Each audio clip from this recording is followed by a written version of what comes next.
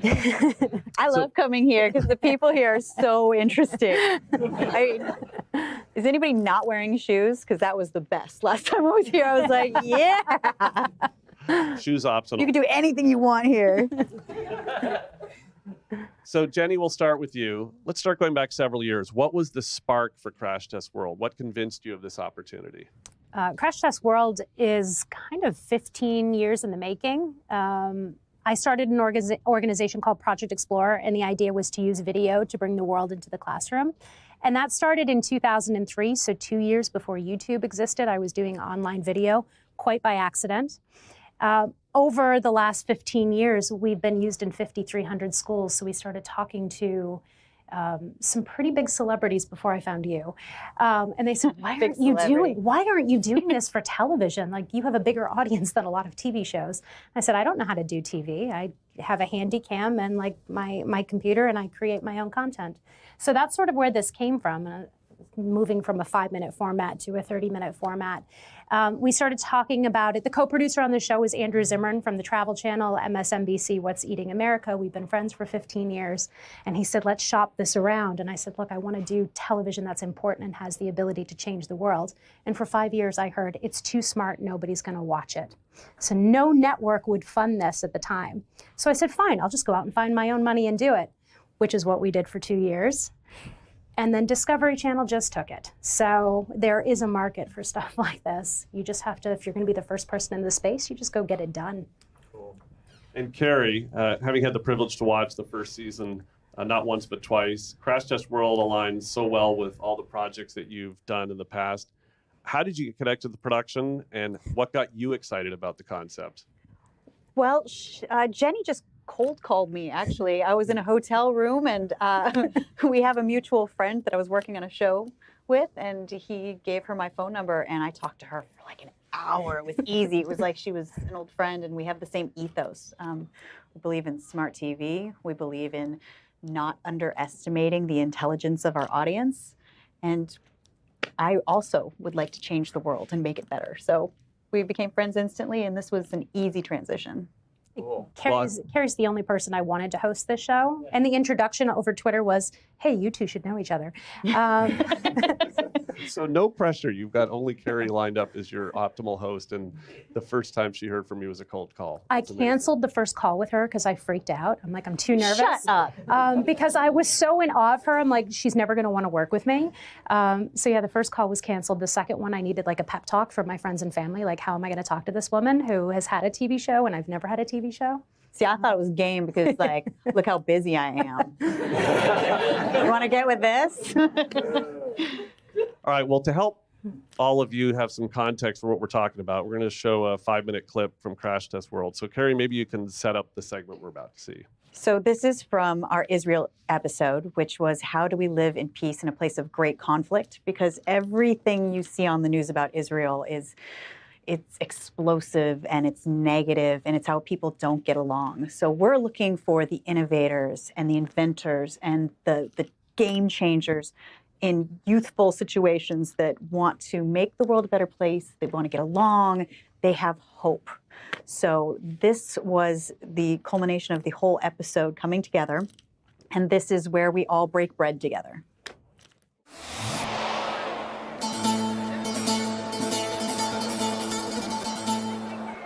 No matter what religion you are or what language you speak, there's one thing in Israel that most everyone here can agree on. The joys of the mighty sesame seed. Wow, yes, good. Yes, delicious.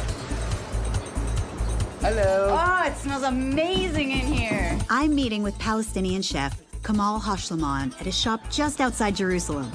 One could say he's a sesame seed expert.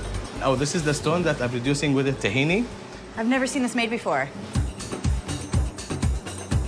He uses this massive stone to crush sesame seeds and turn them into a prized paste called tahini. Tahini has a rich flavor of the sesame. It's creamy. Yeah. Peanut butter.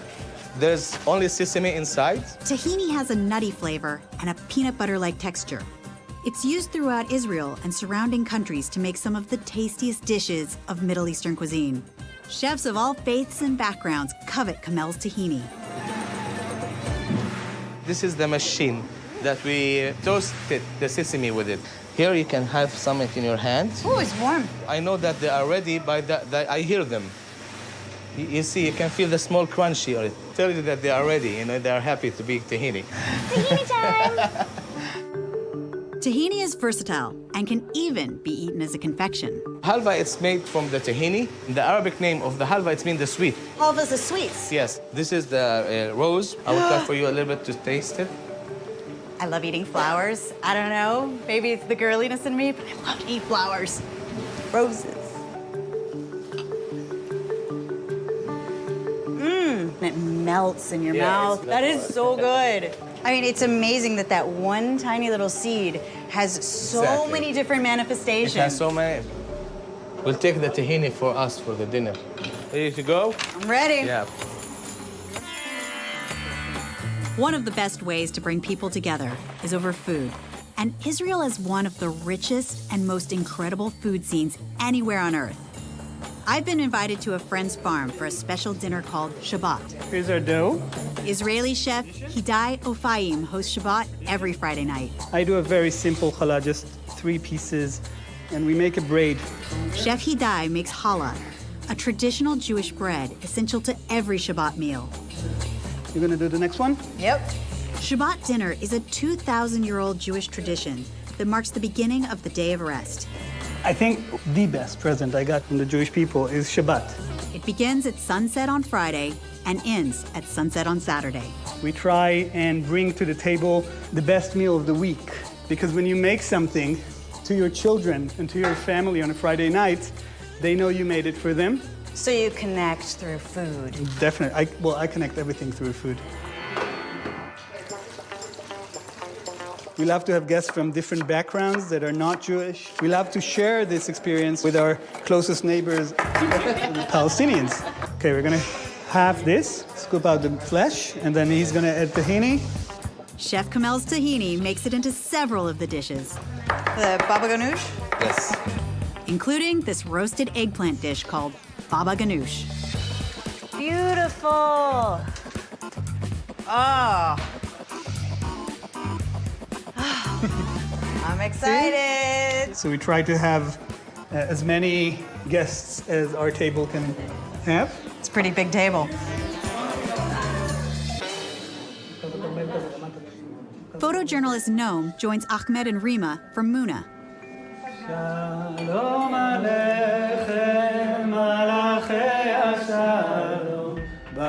A blessing is said over the bread. And then it's broken and passed around so everyone can share in the blessing. So it's a prayer and then Eat. then eat. Okay. Is that the game? I want to try it. Oh, you should try that. It's got the fancy tahini in it. So do you feel like breaking bread together is a way to get past cultural differences or... I don't want to get over cultural differences. I want to embrace cultural differences. And food is one way to do that, because we can bring all the cultural differences to the table. Food tastes better on Shabbat. Spending time together is more meaningful on Shabbat. We're supposed to speak in English now? I speak English, yeah. Arabic? No? Just... Only English? I know, right? But I do speak food, and this is delicious. See, that's more important than languages. The universal language that everybody understands. I mean, I sat down with people from so many different backgrounds and experiences. And we're all laughing, smiling, and sharing a meal. So it's very tasty. So good. You know, it's delicious. Oh my God, that was the best meal I ever had. It was so much food. It was so good. And it took hours to cook, and they got everything from the garden that's all growing outside. It was so nice. I have a hard time watching it because it's the best bread I've ever It had. was so good. And everybody who was sitting at the table had been in the episode. So we had visited a tech camp for kids where they spoke 5 different languages, but everybody communicated on creating a drone. And we had been to Surfing for Peace out in a village where it brought different religions out into the water, and they left politics on the shore. And skateboarders. Oh, yeah, of course. We have our photojournalist who is also a skateboarder that, as a teenager, got a skate park built so that the kids could play together in in the community rather than, bring their parents' fights. Yeah, so the point of that show is when we eat together, when we build together, and when we play together, peace is possible. And I think it's so interesting that you picked this one, because this was actually my least favorite of the 6 episodes. Really? But it is the most requested one when I screen, because people say to me, I never thought about this aspect of Israel. Yeah. Yeah, no, it's the one that definitely struck me. I mean, I love the whole series. That one really stuck with me. Yeah. And, so using this as an example, how do you, there's so many things you could cover. Break down how you approach topics you decide to cover, the groups you choose to spotlight. I'm sure some is logistics, but kind of go through that process. So as the series creator, I come with some really insane ideas. I'm like, can we do walls work? Is that too political right now? And how can we take the history of the Berlin Wall and bring in Syrian refugees and do this in 22 minutes for a family audience? And the co-production company looks at me like I'm insane. But each show is divided into 4 stories or 4 acts. So we know that it's very formulaic. We have one question for each episode, and then what are 4 stories that can serve that? I usually have a pretty good idea of what I want. Kari's keeps saying DJs, skateboarders, artists. So we try to bring that in as much as possible, because we know if you're going to relate to those people, then that helps drive the story. We look for local storytellers under 30 years old to drive this point home, and we find a lot of them on Instagram. So the photojournalist skateboarder, we found him on Instagram. Muna, if you watch the whole episode, the tech for good building quadcopters, we found them on Instagram. So you just type in who's doing multi-faith, and you can find people that way. And I live with my beta testing audience. I have a 10-year-old daughter who loves Instagram and loves YouTube and loves all of that. So I can, okay, what do you think of that? And she also likes DJs and skateboarders. Yeah. No, but the idea of the show is we take one question, one big question, and how are people trying to solve these questions? So it's solution-based television. And if you think of the big questions of our time, how do we live in peace? How do we feed an ever-growing planet? How do we protect our water? I mean, these questions are never going to go away, so this is just limitless television here. You could do a whole season just on food alone. And then, Kari, for you preparing for these episodes, how much of it is sort of planned ahead of time? How much of it is just your natural experience of the moments? Because it certainly comes across as your reactions come across as very genuine. I just crash test it. I dive right in and ask a lot of questions. I'm very curious, and I ask the questions that I want to know, and they generally are the same questions that a kid might ask. I'm very curious. So all of these experiences are genuine. I mean, that's what made Mythbusters very successful, is that we were learning along with the audience and we were experiencing along with the audience. Nothing was canned ahead of time, except for those awful blueprints. Hated those.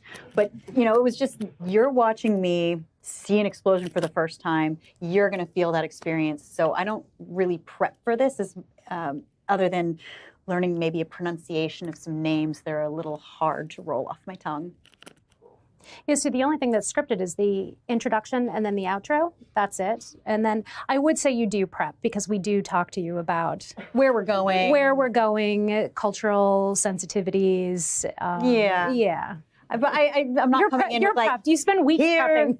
Here is my list of questions. It's always so different once you get there. Yeah. So Jenny, you've designed Crash Test World. You've talked about this a little bit to be incorporated into the classroom. Go in a little more detail about how that works, what you've learned from the initial experiences of bringing it into the classroom. Yeah, so as I said before, when I started, everything was to bring the world into the classroom. All the content we were doing was under 5 minutes. So when I got presented with the challenge to do a 30-minute television show, I didn't know how to do that. I know how to tell a story in 5 minutes. That's honestly everyone's attention span. That's what a teacher can show in a classroom and then have a conversation. If you're doing half an hour, it just doesn't work. It's just bad teaching practice. So when we were designing this show, working with Andrew Zimmern's production company, they know how to do the 30 to 60 minute, but I said we need to make sure that everything can be broken down into very clear, concise points for the classroom, and you don't have to watch one piece or the other. So a teacher could take the piece you just saw and just use that and just talk about food as a uniter. So the show was developed 2 ways. We have to look at it from, this is how somebody would view a 5-minute segment, and then this is the conversation they would have in a classroom. This is how it would be presented on the web. And then this is the 22 to 30-minute cut, which is a very different way of thinking about television. And if you look at things like Blue Planet, Planet Earth, they try to slice it up, but it wasn't done that way initially. So this is how we're looking at all of the content we're doing right now. And we travel with teachers who we do. pull the curriculum the way it should be presented and make the lesson plans and make the curriculum. Yeah. I mean, I think that answers a question I was going to ask and decided to skip over, is that the information density in this show, it's so entertaining, but it's so, the signal to noise ratio, to be a little geeky appropriately for Google, is really high. Like the amount of information for the amount of minutes is really high. So Kari, how has being a parent influenced your approach to Crash Test World? And have you managed to get a cameo or two for your daughter? Are there any parents in here? So you realize that most of the things you do are to impress your kids, because like being cool mom is the best thing in the world. So I started making TV a long time ago that appeals to kids, and I love seeing how proud she is of me. So I love going into this thinking, what would my daughter like to see? What questions would Stella ask right now? Like if she were in this situation, what would she want to know? And it actually helps me ask the right questions. She's very smart and she's very inquisitive, and I spend a lot of time explaining very complex things to her. So it's been amazing to be informed by a 10-year-old. Very cool. And if you're a Toxic Googles fan, go back to earlier interviews with Kari and you'll see some of the amazing sculptures she's made for her daughter. And so there is a cameo. I was going to say, did you get Stella in? Yeah. Oh, that's a good picture of me freaking out. They didn't tell me they were going to do this. And it was a very scary experience being on a kiteboard. Anyway, so yeah, my daughter came with me on an episode where we were eating bugs. And she was really excited about that because she wanted to see me eat bugs. And she got a little cameo in one of our episodes, and I think she's going to be pretty excited to see that on TV. Yeah. This is my favorite photo of all, of you with the falcon, and from the Qatar episode. I hope I pronounced that correctly. So what was it like being up and close to a falcon, and do falcons really get passports? They do. Yeah. The falcons are big business over there. They are really important. They have a hospital. They have a falcon hospital. It's like a rite of passage to get your falcon. That's like, I got a Boston Terrier. I mean, kids there get falcons. No, it's falconry is a tradition. It's a tradition of hunting. It's something passed down through generations. So it's very important culturally to them. And being that close to a falcon was very cool. Also sort of terrifying. Those talons are serious business. And when we first got out into the desert and that bird was flying around, they told us not to move because the falcon might think that we're what they need to attack. So Jenny and I were like, I wasn't even moving my head. They're like, well, you can move a little bit. It was pretty awesome. By the end, I was like, oh, I want to hold the falcon. But perhaps not the best gift pet for the holidays. I mean, for me, give me a falcon. Absolutely. I'll take that. Were you thinking of one? Well, I was. Because I could put that on my list. Did you hear rustling in the gift bag? Yay! It's a Google Falcon. It's like Hogwarts, but with falcons here, right? Yes, our Falcons come with the Google Assistant. All right, there's the plug. I like how you matched, though, that day. Like, your outfit matches the falcon. I mean, that's how you have to roll in television. Coordination. So you've touched on this a little bit, but you've covered some really complex topics, the Berlin Wall, Syrian refugees. How do you approach these complex topics while keeping it accessible to a wide range of students? I don't know how I know how to do this. I've just been doing it for 17 years. I know when you work with a lot of kids, so we consult a lot of parents, teachers, and students on what they're interested in. So if I were to go to Thailand and film at an elephant sanctuary, what are your top 5 questions? Well, after you do that for 17 years, you know what the top 5 questions are. How do you keep it so it doesn't get complex? You just have to know where not to pull the thread. So when we were doing the Berlin Wall, I'm like, we're not going to mention World War II. We're not going to mention Hitler, because everything becomes a separate story. So you have to keep it very, very concise. Like, what if I only have 5 minutes to give you something? What can I give you? Because the second you go down another rabbit hole, that becomes another episode. You also can't make assumptions. You can't assume that Somebody- they know what the Cold War is, because when you ask little kids, they're like, well, it was fought when it was cold. And I'm like, oh, okay. But when we film everything, and then we've got a story writer who goes back and writes the narration. And then before I approve it, I run it by teachers and say, where would there be an issue in your classroom that you're going to have to explain something? And we just have it now, and our story writers understand it now. Because when we first started, people are like, "Oh, this is hard to dumb down." I'm like, "It's not dumbing it down; it's simplifying it. It's just they're two very different things. Especially they're so smart. Like, and when we say kids, like this is watched by kids as young as 7 years old, and they get it. We've had 7-year-olds ask for the next episode, so they want to be challenged. Yeah, well, I think what's amazing of this show is it ladders up from such a wide age range, like that. As an adult watching it, this is a fantastic show where there's just so much information packed into a short amount of time, except that you could also show it to kids and they would get it. So it's not a kid show, it's not an adult show. If you were watching it at home, you wouldn't know that it was designed, it's co-viewing. And there's like no co-viewing on television right now other than like competition shows. So like Great British Bake Off, like you can sit down and watch that with your family, but there's really nothing like this. And there used to be stuff like this when I was a kid. Like, Oh, I'll date myself, but Mutual of Omaha, like we used to sit down at that as a family and watch like about wildlife and then have a conversation. There's nothing like this right now. So the New York City episode, and that's a place where you don't want to take a wrong step. The New York City episode included some terrific examples of making cities more livable, and there are lots of examples from the series. What ideas excite both of you the most as residents of large cities from the experiences you had doing Crash Test World? I loved that we covered greening the city, because any place you can find a little bit of green, like not only is it aesthetically pleasing, but it's functional. You want to breathe better, so you definitely want plants around. And we actually worked with this man named Stephen Ritz and his program to teach kids in some of the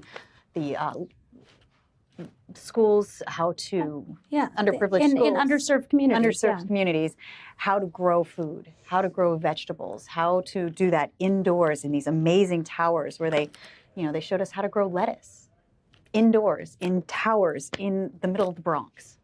And I thought that was really fascinating. And my favorite was the recycling from that. So we followed, we took shampoo bottles and put Kari's face on them, and we followed through the whole recycling process from when you throw it curbside in the recycling bin to where it goes. And we learned that coffee cups are not recyclable because it's paper and plastic put together, and you can recycle one or the other, but when they're put together. And then we found out the number one thing that people throw in recycling that's not recycling in New York City, bowling balls. They have a bin of bowling balls.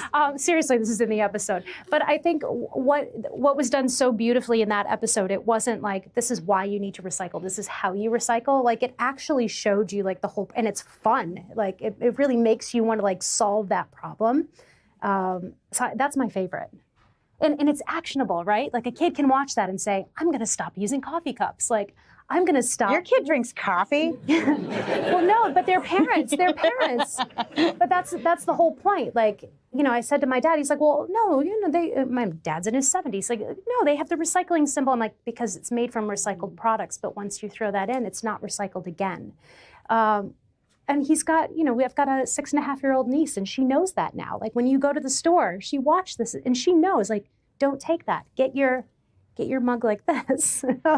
And stop using that. And that's the power. I just love the New York City one because there were so many actionable things out of there that like every person can do. We geeked out so hard, and they're all the conveyor belts. They've got lasers that shoot, like, all of the orange cans go over here, and all of the white plastic. That was my best day. You said that was your best day on the whole. That was so much fun. And to see the immense amount of recycling that comes in on the barge, and they're like, small percentage of New York recycles. I'm like, this is a small percentage? Like, well, that's just one barge. That's the morning shift. Like, this afternoon, all that again. It's insane. I can't even imagine how much we waste. That's just the percentage that we recycle. Yeah. So you also spent time closer to home talking about geeking out. Right here in the Bay Area, looking at tech innovations. What emerging tech has you the most excited? Oh my God, there's so much. I mean, I loved what we saw with prosthetics and 3D printing and the commercial space. I love commercial space. I love that we have people that are learning how to 3D print in space in the Bay Area. I'm fascinated by the fact that we are doing, these AI EV cars that are, autonomous, driving around with no drivers. That's insane. Like, how is the future all just here in the Bay Area and it's all happening? And everyone I talk to has some sort of job doing something that hasn't even been invented as a job yet. Like, you can't tell a kid that they're going to go work on this because it doesn't exist yet. It's just very cool. And you work at Google, so you know. That, I think, was the hardest episode to do, because the theme of the episode is how can we use technology for good? There were like 1,000 stories that came in like a 24-hour period. So like going through each one, I think we had more information than anything else for that episode. Which means we can do like 10 more episodes. So we better get like 10 more seasons. So we're going to take questions from all of you in just a minute, but just a couple more questions. So what's next for Crash Test World? What problems would you like to crash test? What parts of the world are you most excited to explore? Season 2, we're going to start filming probably in May or June. Questions we're looking at: how can humans live in space? How can we conserve and protect water? Water is the resource that touches every single aspect of our lives, and people forget, like when they turn on the tap, that there's a real cost to it. Can one voice change the world? Can one voice change the world? And what can we do about the climate emergency? So those are the questions. We're just, tiny little questions. Not very heavy subject matter. Yeah. But here's the thing: is we've got these incredibly complex questions. But as Jenny says, you come at it from a place of learning, and it's easy. It's easy because you just keep asking questions. Yeah. And somewhere in there you find that beautiful little morsel of hope that I have never walked away from a job every single day and just been like, wow, I just want to tell everybody about this. Yeah. Okay, I mean, like, sort of Mythbusters. So just one last question for me, for both of you. Based on everything you've seen in season 1 and experience, how do you feel about the future? I mean, this whole show, I don't see doom and gloom. My whole job is to feature people working towards solutions. I just think we need to collaborate more. I think the answers to like all of our problems are out there already. It's just connecting the dots and collaborating. So I love this. I love, I don't feel negative about the future. I feel incredibly positive, especially when you work with people like 10 to 30 years old, because they're going to fix it. Like my generation, I'm older than that. We've screwed it up. We're not going to fix it. But this generation, the Greta Thunberg generation, is just going to get it done. I mean, when I get mired in the negativity of the news feed, nothing makes me feel more hopeful than walking away from a day on this job. Because you actually, I think that by spreading the hope, I think it's contagious. And otherwise, you just kind of think, oh, there's nothing I can do. I'm not going to recycle. But if you see that people are actually doing something with it, you're like, oh, okay, maybe I can make a difference. And we just need everybody to think that I can make a difference. Not your best advice, but what is your favorite advice to give to new parents? Just keep wiping. You're gonna make it through. You just keep wiping. Hi. Thank you for making content like this, similar content, such as Mythbusters, but also other similar series were definitely very influential in my childhood. Now, when I think about it, for my parents, it was very easy to guide me towards content like this. They were like, let's just put on Discovery Channel. There's probably something halfway useful on there. But now today, when a lot more kids consume content through online channels, how do you reach out to them and, how do you push your content towards people it can benefit? Did you plant this guy in the audience? No. Okay, so version 2.0 of Project Explorer, the underlying nonprofit for this, we are starting our own SVOD for classrooms. So everybody's getting into the SVOD space. I know this, but we've been around for streaming video on demand, which will be, we're already in 5,300 schools in the United States. So it's not just going to be Crash Test World anymore. We're doing financial literacy, we're doing sex education, we're doing mental health, mini documentaries, day in the life of kids around the world. It'll be one-stop shop for anything you could ever want to learn. So that's and you're the first audience to hear this because this is a brand new initiative we're working on. That's what I was going to say. I thought that was a secret. And Kari is one of our very first people in the door helping us with that. So Crash Test World will live on that platform. And then some of the other series we're working on will also live on Discovery. But Discovery is not just for kids. You know, there's really no one portal. So that's what we're doing. Mythbusters was 8 to 80 men and women. Yeah. So all the advertisers loved it. And I think it's that family viewing that gets me excited. Yeah. Cool. Thank you. Yeah. And again, really cool to see you here. Thanks. Thank you. So you guys have both had interesting careers, to say the least. So experience is something you don't get until after you need it. For each of you in your careers, what would that most pivotal bit of experience be that if you could have figured out a way to prepare earlier, you would have? I think I would have gotten an agent earlier in the seasons of Mythbusters. I don't know. I feel like I'm still learning. I mean, I really am. Ever since I met Jenny, I feel like I've had an entire education on how to present in an entirely new way. I was very intimidated when we were going to interview Syrian refugees. When I'm interviewing scientists on what they do, I can ask all these questions, there's no off limits, but the sensitivity really, I was scared. I was like, I didn't want to ask the wrong questions. I didn't want to present in the wrong way.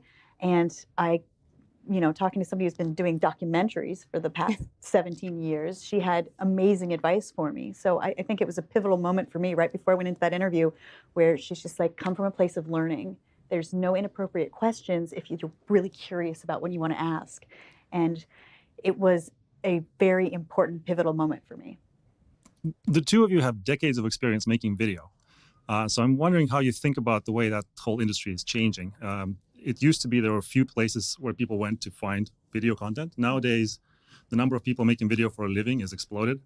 So what advice would you have for someone who wants to make videos, educational or otherwise, for a living? And what do you think is important to know nowadays? Or how do you think about choices you've made in distributing your video?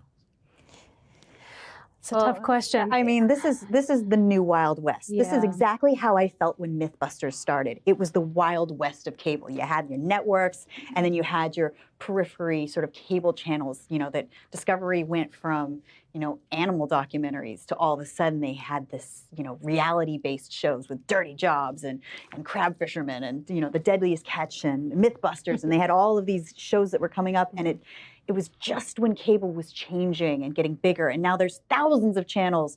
And the next generation is making video content in smaller bite-sized pieces, and it's doing it on the internet. It's doing it on these subscription bases. So it's exciting for me because I feel like I am having I'm living a second time in the beginning of a new way of showing video and showing content. So I'm excited about it, but I also came with the cachet of the past, so it's a little easier for me to start. People who are just beginning, I do not envy. It is really hard in such a saturated market. You have to find your voice. You have to find your audience because everything is pigeonholed and very niche now. So you have to find the people in your audience that are passionate, You got to find your Bernie Sanders style of passionate audience that follows you to the end. I'd say it's the point of view. Like, why should we care what we're watching? And anytime like a young filmmaker says like, I want to go out and tell, I'm like, why should I watch this? Why should I give you 10 minutes of my time? And if they can't answer that, I'm like, go back to the drawing board. So that's like the biggest advice I give to people. I will also say in launching this new business, we've been doing a lot of research on what people are consuming. And the biggest thing that keeps coming through for us is we like the human element. When you tell a story, you connect with people. And that can be done. You can do that with science. You can do that with math. Just tell a human story. People want to connect with other human beings. the most popular YouTube channel is a kid unboxing toys because kids want to see other kids. I mean, you never think that would be popular, right? So point of view, and then use stories to tell whatever it is you want to do. Thank you. Yeah, we learned early on, you want to talk about the refugee crisis? You tell the story of one refugee. One thing that really struck me, both watching the video and just in general interacting with you, is how warm you are, and how even in these situations where you're bridging cultural differences, you had to be trained ahead of time, it still seems like you're able to get to know people who are very, very different and easily socialized in that way. I was wondering, do you have any advice in terms of how you build that skill set, and also for other people who maybe find it difficult who want to get to know people who are different but find that difficult, around how to do that? I mean, I grew up a very shy person, which people don't necessarily believe me, but I was extremely shy. So learning how to talk to people, and I genuinely am interested in other people's stories. I think you just can't sit there and think about what the next question is. You have to really listen to what they're saying and dive in and respond to what they're saying because you are interested in it. It's never an agenda. It's just a conversation. And I just like people. I like stories. Awesome. Well, I want to thank both of you for taking the time in your world travels to come and stop by Google and share the story of Crash Test World with you. I encourage everybody to check it out when it comes out on Discover in the near future. Some of it you can watch on projectexplorer.org. So you can watch the first 3 episodes broken down into those 5-minute chunks that I was telling you about. And when all of your kids are like, indoors because of the coronavirus, you can like homeschool them with the lesson. Pandemic safe. Pandemic safe. Pandemic safe. P.S. I'm not doing handshakes anymore. So like some of these. And what'd you say, the high Wi-Fi? The Wi-Fi. Like Wi-Fi. Yeah. There you go. I feel like that is like geeky safe. So round of applause for Kari and Jenny. Thank you.